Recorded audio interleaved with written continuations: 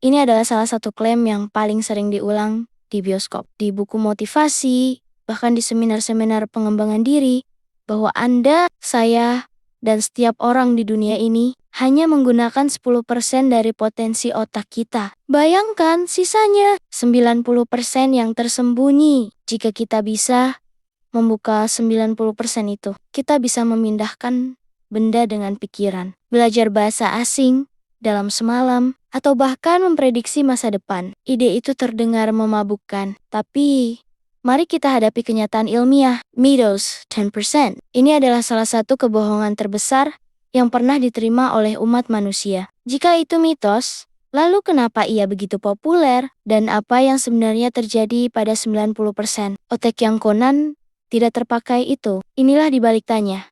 Hari ini, kita akan memecahkan mitos terbesar neuroscience dan mencari tahu berapa persen otak kita yang sebenarnya kita gunakan. Anehnya, mitos ini berasal dari kesalahpahaman ilmiah, bukan dari film Hollywood. Sebagian besar sejarawan sains menunjuk pada awal abad ke-20, khususnya karya psikolog Harvard, William James. James pernah menulis bahwa kita hanya memanfaatkan sebagian kecil dari potensi mental dan fisik kita. Pernyataan filosofis tentang potensi ini kemudian disalahartikan dan diubah menjadi klaim neurologis yang spesifik hanya 10% otak. Mitos ini diperkuat oleh eksperimen awal oleh ahli bedah saraf seperti Carl Lashley. Ketika Lashley menghilangkan 90% otak tikus, tikus tersebut masih dapat melakukan beberapa tugas dasar. Ia menyimpulkan bahwa ingatan tidak terlokalisasi. Namun, publik menyalahartikannya. Jika tikus masih bisa hidup tanpa 90% otaknya, berarti 90% itu tidak penting. Tentu saja, tikus itu kehilangan hampir semua fungsi dan keterampilan kompleksnya. Akhirnya, mitos ini meledak di era self-help di pertengahan abad ke-20. Klaim 10% adalah alat pemasaran yang brilian. Ia memberikan harapan bahwa masalah Anda saat ini bukanlah karena keterbatasan, melainkan karena potensi besar Anda yang belum dibuka. Dari sudut pandang neuroscience modern, mitos 10% itu benar-benar tidak masuk akal. Ini 4 bukti ilmiah yang menyanggahnya. 1. Pemindaian otak fMRI dan PET. Jika Anda pernah melihat hasil pemindaian otak saat seseorang melakukan tugas sederhana, bahkan hanya mengucapkan halo atau menggerakkan jari, Anda akan melihat bahwa semua area otak menunjukkan aktivitas. Pemindaian modern menunjukkan bahwa saat kita tidur sekalipun, otak kita tetap 100% aktif. Hanya saja di mode yang berbeda. Default mode network, tidak ada area 90% yang sepenuhnya gelap atau offline. 2. Analisis kerusakan otak. Jika 90% otak tidak terpakai, kerusakan pada area tersebut seharusnya tidak menimbulkan gejala. Kenyataannya, tidak ada satupun area di otak yang dapat rusak tanpa menyebabkan hilangnya fungsi tertentu. Bahkan, kerusakan sekecil apapun, seperti pada amigdala, hanya seukuran kacang almond, dapat merusak kemampuan kita merasakan emosi. Otak yang tidak terpakai adalah otak yang sudah mati. 3. Evolusi dan seleksi alam.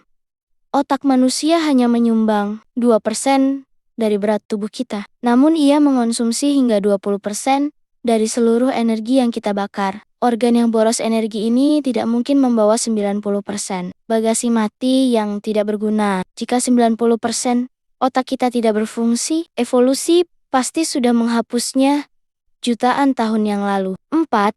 Pengebiran saraf synaptic pruning.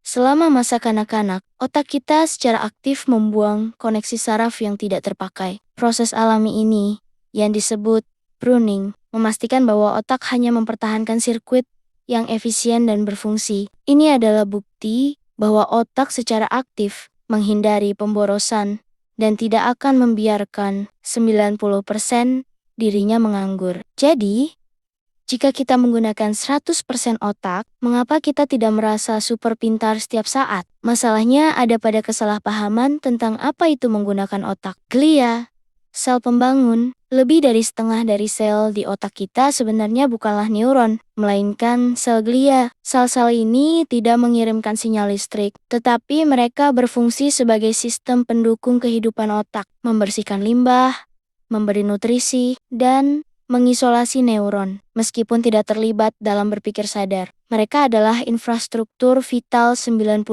lainnya. Aktivitas bawah sadar otonom. Sebagian besar pekerjaan otak kita bersifat bawah sadar, mengatur pernapasan, detak jantung, mempertahankan keseimbangan, memproses informasi sensorik dari kulit dan mata, dan memfilter miliaran bit data. Semua fungsi vital ini menggunakan neuron yang sangat aktif, namun Anda tidak menyadarinya. Default Mode Network (DMN). Bahkan ketika Anda sedang santai atau melamun, otak Anda sedang bekerja keras untuk mengkonsolidasikan memori dan merencanakan masa depan. Ini adalah pekerjaan di balik layar yang kita bahas pada episode Deja Vu dan kamar mandi. Dan itu menghabiskan energi yang signifikan. Kesimpulannya, mitos 10% adalah harapan yang indah. Tetapi secara ilmiah, itu adalah omong kosong. Otak Anda bukan hanya 10% mobil sport dengan 90% ruang kosong. Otak Anda adalah 100% pabrik energi yang beroperasi 24 jam sehari. Membuang mitos ini seharusnya menjadi motivasi yang lebih besar, bukan tentang membuka 90% yang hilang, melainkan tentang mengoptimalkan 100% yang sudah Anda miliki. Anda sudah menggunakan semua bagiannya. Tantangannya adalah menggunakannya dengan lebih efisien, lebih terarah, dan lebih cerdas. Jangan mencari potensi yang hilang. Fokuslah pada potensi yang sudah ada dan sedang bekerja keras untuk Anda saat ini. Di balik tanya, otak Anda tidak pernah beristirahat. Beristirahatlah untuk otak Anda. Sampai jumpa di episode berikutnya.